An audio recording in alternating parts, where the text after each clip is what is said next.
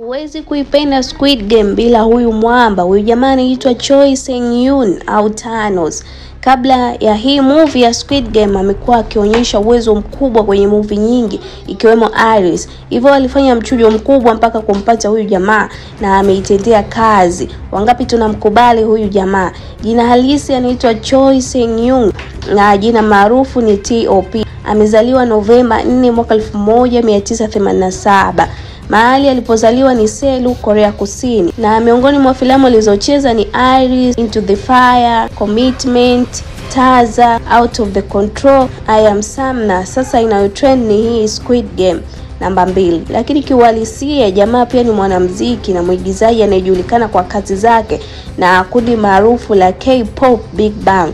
Anapenda sana hasa uchoraji na ukusanyaji wa kazi za kisanii. Ni mmoja wa waigizaji wenye mvuto na ushawishi mkubwa katika tasnia ya burudani ya Korea. Amekuwa na safari yenye changamoto ikiwemo kupambana na matatizo binafsi, lakini amerudi kwa nguvu mpya hasa kupitia kuigiza katika tamthilia maarufu kama ya Squid Game. T.O.P. ameacha alama kubwa katika muziki wa filamu akionyesha umahiri wake katika sanaa nyingi tofauti.